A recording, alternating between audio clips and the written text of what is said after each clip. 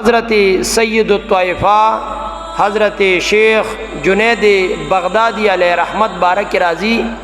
رسالے قشیری لکلی 300 صفحہ باندے چې شیخ جنید بغدادی علیہ رحمت یو جنازې د پارا انتظار کولو په یو مسجد کې ناستو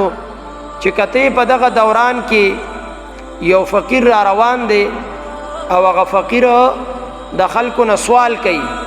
د خلکو نه خیر غواړي. شیخ جنید بغدادی علیہ رحمت چې وکتل د دغه فقیر په دی مخ باندې د عبادت اثار معلومېده. حضرت شیخ جنید بغدادی رحمت الله علیه د جنازې انتظار کوي په مسجد کې او په دغه بازار کې د فقیر تم ګوري چې د په مخ باندې د عبادت اثار پراته دي، خودی د خلکو نه سوال کوي، خیر غواړي. حضرت شیخ جنید بغدادی رحمت الله علیه فرمای دا دې چې کوم عمل کوي په دې وجه باندې د خپل نفس دا قابو کوي او خپل نفس په محفوظ کوي او کنټرول کوي، ځکه دې دا عمل کوي. خو شیخ جنید بغدادی سے وی ما ځان سره وی پزړه کې چې دا دې یو ښه عمل کوي چې دې دا خپل نفس قابو کوي، خپل نفس کنټرول کوي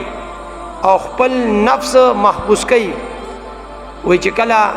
ذکر تراغم سید الطائفہ شیخ جنید بغدادی علیہ رحمت فرمائی کور تراغم او زما د شپې چې کم اوراد او وظایف چې ما خپل اوراد او وظایف شروع ک او پاغي کې مشغول شوم، وای ما باندې خپل وظایف او اوراد دارا باندې ډیر درانه شو، بوج شو را باندې. وای تر دې چې زه په ما باندې سحر شو، وی چې سحر شو زما د سحر وخت کې شیخ جنید بغدادی علیہ رحمت فرمای وی زما د سترګې دا ورغه او خوب را باندې غلبه وکا. وی چې غلبه مې وکا شیخ جنید بغدادی سے وی زوس په دغه دوران کې خوب وینم، وی خوب وینم او دغه فقیر دی چې کوم ما دروازه په بازار کې لیدلو، وی ماته درستخان وغوړولو او په درستخوان باندې ماته مردار کې خو د وی ماته وی چې شیخ جنید بغدادی سے د دې غوښه نه د دې مردار نه خوراک وکا. وی ما ورته وی وی ماته وی چې تا پرون زما غیبت کړو نو اوس دا اخرى. وی ما وی چې ما خو ستا غیبت نه دی کړی، ما خو پزله کې ستا باره کې یو خبر راغا او پزله کې مستا باره کې خبر راغا، نور په خله مې پاغه باندې تلفظ نه دی کړی. وای ما ته وای چې ته دا خلکو نه نی تا سره دا غیبت او فضله کې داسې خبره راتله دا تا سره خوان نه کوي. دا وګوره دا شیخ جنید بغدادی علیہ رحمت ته د سلسله قادری د لوی پای او لوی امام دی د تصوف په باب کې دتا سید الطائفہ وای.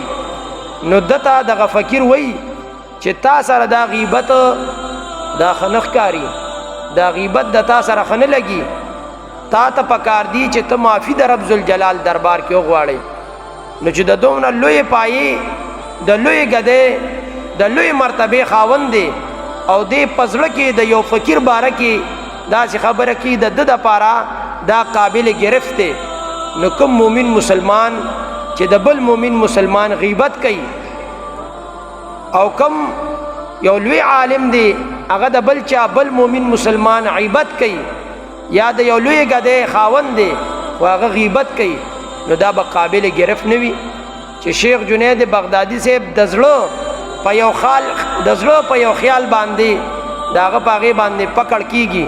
هغه باندې خپل وظیف درانه کیږي. نو کم خلک چې په خله باندې لګیا دي، که پاستانو کې دي، که مدارسو کې دي، که بیٹکونو کې دي، که پوجرو کې دي، او هغه غیبتونه کوي، نو دا غیبت سحال وي. کم خصفت چې پار چا کی وي هغه خصفت وي، خو چې کم بد صفت وي اوس غیبت کول دا ډیر بد صفت دی. کدا په عالم کې دی بد صفت دی، کدا په امي کې دی بد صفت دی، کدا په عالم کې دی، که په پیر کې دی، که قادری سلسله سره تعلق ساتي، کاری سلسله سره تعلق ساتي، خو چې بد صفت پچا کی دا بد صفت دی. لکه خصفت چې پچا کې څنګه یې ارسو کی نو خصفت دا خوي. لکه دغه شان خصفت دا دی زمونږه حضرت قبله شیخ گل بابا جی علیہ رحمت دوی کی خصفت داو چې دوی با د دینی مدارس قیام کولو کثرت سره ډېرې مدرسې قایمې کړي دا اوس ښه صفت دی رب ذوالجلال دې په قبر باندې لا متناهي انوارات نازل کی دغه رنګ دا ښه صفت حضرت قبله باغکانډي باباجي صاحب علیه رحمت هغې کې دا یو ډېر ښه صفت چې د اهل سنت مدارس ډېر کثیر تعداد کې د هغې قیام کړی دا یو بهترین او ښه صفت دی دغه رنګه ښه صفت دا دی دلته زمونږ نوشهره کې جناب پیر طریقت عبید الله شاه ثانی صاحب دامت برکات هم هغې کې دا ښه صفت دی چې هر موریدي هغه به په خپل ځای کې په خپل حجره کې په خپل بیټک کې خپل مسجد کې د محفل میلاد شریف انعقاد به کوي دا اوس ښه صفت دی موریدان باشره دغه رنګه زمونږ دلته نوخار کې قاری بشیر احمد صاحب دی کې اوس دا ښه صفت دی چې دی منځ کوي باجماعت دا اوس ښه زبردست صفت دی امام اهل سنت کې دا صفتو چې کله هغه به بیمار څلور کسه به بهر جمع ته راوستو چې منځ باجماعت ادا کړي نو هغه خلک چې لوی لوی عالمان دي هغه خلک چې مؤمنان مسلمانان دي هغه پیران صاحبان خو منځ نه کوي په جمع سره دا اوس بد صفت دی کم کس چې په جمع سره منځ کوي نماز باجماعت کوي یقینا دا ښه صفت دی رب ذوالجلال دی مونږه 15 وخته منځګزار جوړ کی نو شیخ جنید بغدادي علیه رحمت فرمای زه چې کله د خوب نه را بیدار شوم وی دغه فقیر خواته لړم او دغه په لاس باندې مې دغه سوچ دغه خیال چې پزړه کې د دې فقیر باره کې زما راغلی وی ما دغه نه معافي وغوښته او توبه مې ویستله نو مونږ تاسو لم پکار دی